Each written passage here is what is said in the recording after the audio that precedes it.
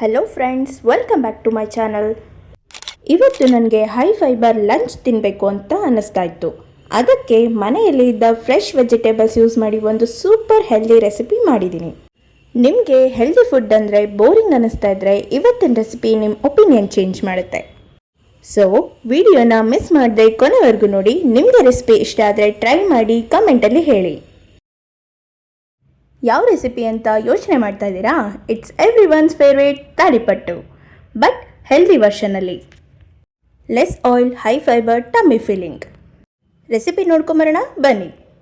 ಇದಕ್ಕೆ ತುಂಬಾ simple ingredients ಬೇಕು. ಮೊದಲಿಗೆ ಕ್ಯಾರೆಟ್, ಸೌತೆಕಾಯಿ, ಹಸಿಮೆಣಸಿನಕಾಯಿ, ಈರುಳ್ಳಿ, ಜೀರಿಗೆ, ರೈಸ್ ಫ್ಲೋರ್, ಕಾಯಿ ತುರಿ, ಕೊತ್ತಂಬರಿ ಸೊಪ್ಪು, ಕರಿಬೇವು. ಫಸ್ಟ್ ಒಂದು ಬೌಲಲ್ಲಿ ಕಟ್ ಮಾಡಿರುವ ಈರುಳ್ಳಿ, ಹಸಿಮೆಣಸಿನಕಾಯಿ,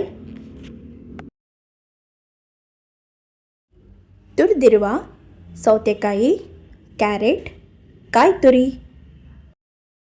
ಸ್ವಲ್ಪ ಜೀರಿಗೆ ಮತ್ತು ಸಣ್ಣಕ್ಕೆ ಹೆಚ್ಚಿರುವ ಕೊತ್ತಂಬರಿ, ಕರಿಬೇವು ಹಾಕಿ ಇದಕ್ಕೆ 2 ಸ್ಪೂನ್ ಅಕ್ಕಿ ಹಿಟ್ಟು ಹಾಕಿ, ರುಚಿಗೆ ತಕ್ಕಷ್ಟು ಉಪ್ಪು ಹಾಕಿ ಮತ್ತು 1/2 ಸ್ಪೂನ್ ಕಾಳುಮೆಣಸಿನ ಪುಡಿ ಸೇರಿಸಿ ಎಲ್ಲ ಇಂಗ್ರೀಡಿಯೆಂಟ್ಸ್ನ ಚೆನ್ನಾಗಿ ಮಿಕ್ಸ್ ಮಾಡ್ಕೊಳ್ಳಿ. ಈಗ ಸ್ವಲ್ಪ ಸ್ವಲ್ಪ ಬಿಸಿ ನೀರು ಹಾಕಿ ಮಿಕ್ಸ್ ಮಾಡ್ತಾ ಹೋಗಿ. ಬೈಂಡಿಂಗ್ ಕ್ಲೀನಾಗಿ ಬರೋವರೆಗೂ ಮಿಕ್ಸ್ ಮಾಡಿ ಸೈಡಲ್ಲಿ ಎತ್ತಿಟ್ಕೊಂಬಿಡಿ.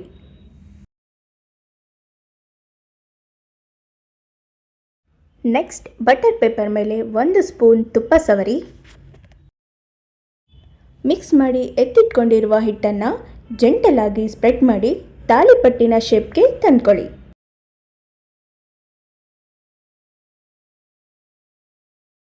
ಈಗ ತವಾ ಹೀಟ್ ಮಾಡಿ ಅದರ ಮೇಲೆ 1 ಸ್ಪೂನ್ ತುಪ್ಪ ಸವರಿ ತಾಳಿಪಟ್ಟನ್ನ ತವಾ ಮೇಲೆ ಹಾಕಿ ಮೀಡಿಯಂ ಫ್ಲೇಮಲ್ಲಿ ರೋಸ್ಟ್ ಮಾಡಿ. ಮೇಲೆ ಸ್ವಲ್ಪ ತುಪ್ಪ ಸವರಿ. 2 ಸೈಡ್ ಗೋಲ್ಡನ್ ಬ್ರೌನ್ ಆಗೋವರೆಗೂ ರೋಸ್ಟ್ ಮಾಡ್ಕೊಳ್ಳಿ.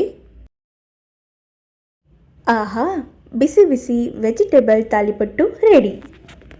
ವೆಯ್ಟ್ ಲಾಸ್ ಜರ್ನಿಯಲ್ಲಿ ಇದನ್ನು ಕಾನ್ಫಿಡೆನ್ಸಿಂದ ತಿನ್ನಬಹುದು. ಯಾಕೆ ಅಂದರೆ ಇದರಲ್ಲಿ ವೆಜಿಟೇಬಲ್ಸಿಂದ ಫೈಬರ್ ಇದೆ, ತುಪ್ಪದಿಂದ ಗುಡ್ ಫ್ಯಾಟ್ ಸಿಗುತ್ತೆ ಮತ್ತು ತುಂಬ ಸ್ಯಾಟಿಸ್ಫೈಯಿಂಗ್ ಮೀಲ್ ಆಗುತ್ತೆ. ಹೆಲ್ತಿ ಫುಡ್ ಅಂದರೆ ಟೇಸ್ಟ್ ಇಲ್ಲ ಅಂತ ಯಾರು ಹೇಳಿದರು? ಈ recipe proof that healthy food can be super delicious.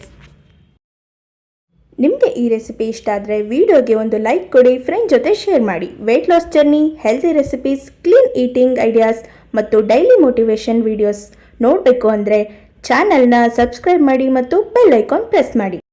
Thank you so much for watching. See you in next video. Until then, stay healthy, stay active and keep moving towards your goals.